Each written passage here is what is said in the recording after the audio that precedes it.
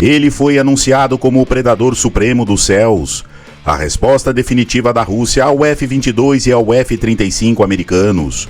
O Sukhoi Su-57 Felon deveria ser a máquina de guerra de quinta geração que garantiria superioridade aérea russa por décadas.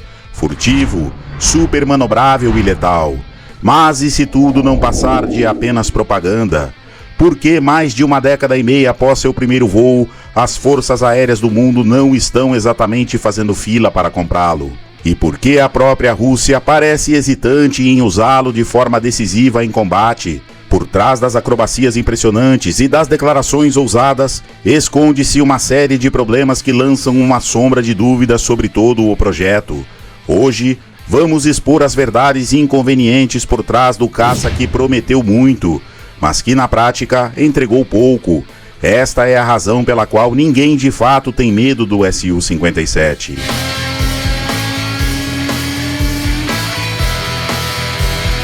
A principal característica que define um caça de quinta geração é sua capacidade de ser praticamente invisível aos radares inimigos. A medida para isso é a seção transversal de radar, ou RCS, que basicamente mede o quão visível um avião é no radar. Quanto menor o número, melhor. E é aqui que começam os problemas do Su-57.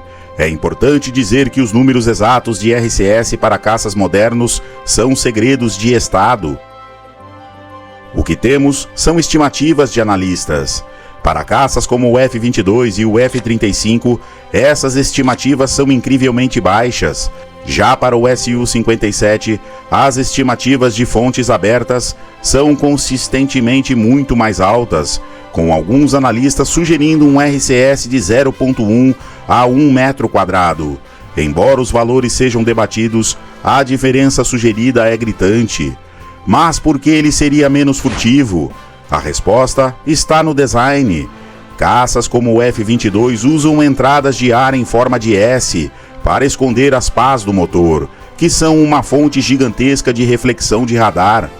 O Su-57, por outro lado, recorre a soluções que analistas consideram menos eficazes, como bloqueadores parciais. Além disso, observadores apontam para detalhes no acabamento dos primeiros modelos de produção, como o alinhamento de painéis e o uso de rebites, que parecem menos refinados do que em seus equivalentes americanos, comprometendo ainda mais a sua furtividade. Na prática, isso pode significar que enquanto um F-35 poderia detectar e engajar um Su-57 a uma distância segura, o piloto do Su-57 poderia nem sequer saber o que o atingiu. A furtividade do Su-57 é sem dúvida um avanço em relação aos caças mais antigos, como o Su-27, mas não parece estar na mesma liga de um verdadeiro caça de quinta geração. Um programa de armamento só tem sucesso se consegue entregar o produto em quantidade, e nesse quesito, o Su-57 tem tido dificuldades. O primeiro protótipo voou em janeiro de 2010. A expectativa alimentada pela propaganda russa era de que centenas dessas aeronaves estivessem em serviço hoje, mas a realidade é bem diferente. Os planos de produção foram cortados várias vezes. Em 2018, o governo russo concordou em comprar um lote inicial de apenas 12 caças, um número simbolicamente baixo. Embora um contrato maior para 76 aeronaves até 2028 tenha sido assinado depois, a produção tem sido lenta. No início de 2026, estimativas de fontes abertas sugeriam que o número total de aeronaves em serviço ainda estava na casa das poucas dezenas, com algumas fontes calculando o número total entre 20 e 30 jatos. Para piorar, o programa sofreu um grande revés em dezembro de 2019.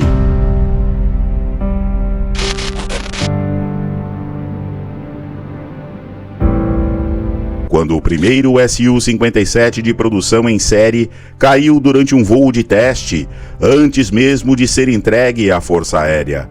O acidente foi um duro golpe na imagem do programa e atrasou ainda mais as entregas. Sanções internacionais e restrições orçamentárias são frequentemente citadas como causas para esse ritmo lento. O resultado é que o Su-57 permanece uma raridade nos céus russos. Um dos pontos mais críticos dele é o seu motor. Um verdadeiro caça de quinta geração precisa da capacidade de supercruzeiro, voar em velocidade supersônica sem usar os beberrões de combustível que são os pós-combustores. Praticamente todos os Su-57 em serviço hoje voam com um motor provisório, o AL41F1, que é basicamente uma versão melhorada do motor do Su-35, um caça de geração 4.5. É um motor potente, mas não é o que foi prometido. O motor definitivo, conhecido como o SDLI 30, promete mais empuxo, mais eficiência e um desempenho de supercruzeiro muito superior. Mas o problema, embora seu desenvolvimento tenha começado há anos com o primeiro voo de teste em 2017, sua integração na frota tem sido dolorosamente lenta. Em janeiro de 2026, foi anunciado que as novas aeronaves seriam equipadas com o SDLI 30, mas isso se aplicaria apenas a novos lotes de produção, criando uma frota heterogênea e deixando a maior parte dos jatos existentes com a tecnologia anterior. Para muitos analistas, sem o SDLI 30, o Su-57 simplesmente não pode ser considerado um caça de quinta geração completa. Talvez a prova mais contundente dos problemas do Su-57 seja sua dificuldade no mercado de exportação. Quando uma nação desenvolve uma arma de ponta, ela espera vendê-la a aliados. Isso simplesmente não aconteceu. O caso mais famoso foi o da Índia, que era parceira inicial no projeto. No entanto, após anos de atrasos e preocupações com custos, tecnologia e as reais capacidades da aeronave, a Índia se retirou formalmente do programa em 2018. Foi um enorme voto de desconfiança, vindo de um dos maiores compradores de armas russas do mundo. Por anos, a Rússia buscou por um primeiro cliente. Recentemente, a Argélia foi confirmada como a primeira compradora, com relatos indicando a entrega de ao menos 2 aeronaves de um pedido total de 14. As confirmações surgiram através da mídia estatal argelina e de declarações de oficiais russos no final de 2025. Embora Moscou e Argel tenham mantido um silêncio oficial por muito tempo, a falta de outros compradores e a natureza demorada deste primeiro acordo falam por si só. O teste de qualquer arma é o campo de batalha. E desde o início da invasão da Ucrânia, esperava-se que a Rússia usasse seu caça mais avançado para dominar os céus, mas a sua participação tem sido, na melhor das hipóteses, tímida. Relatos indicam que a Rússia usou o Su-57 para disparar mísseis de longo alcance, mas quase exclusivamente a partir da segurança do espaço aéreo russo, sem se arriscar a enfrentar as defesas aéreas ucranianas. Essa tática evita riscos, mas também levanta questões sobre a confiança da Rússia na capacidade da aeronave de penetrar em espaços aéreo contestado. Essa vulnerabilidade foi exposta de forma mais humilhante possível em junho de 2024. Imagens de satélite confirmam que a Ucrânia realizou um ataque com drones contra a base aérea de Aktubinsk, a quase 600 quilômetros da linha de frente, e conseguiu danificar pelo menos um Su-57, que estava estacionado em pátio aberto. O incidente provou que nem mesmo o mais avançado caça russo estava seguro em sua própria base recuada. Então, o Su-57 é um fracasso completo? Não exatamente.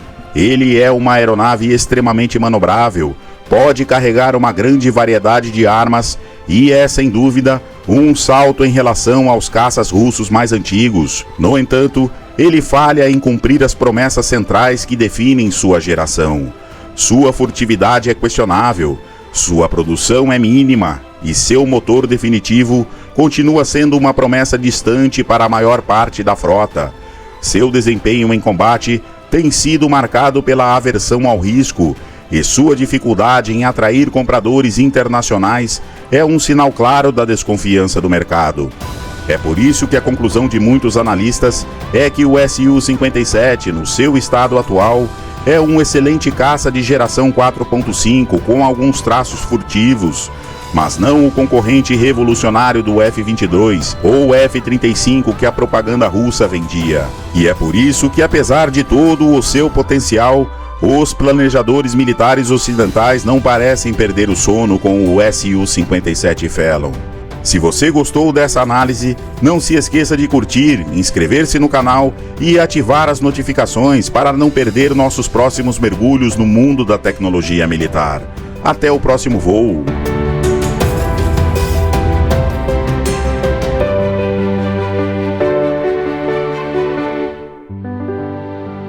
Ladies and gentlemen, this is your captain speaking. We're arriving at our destination shortly.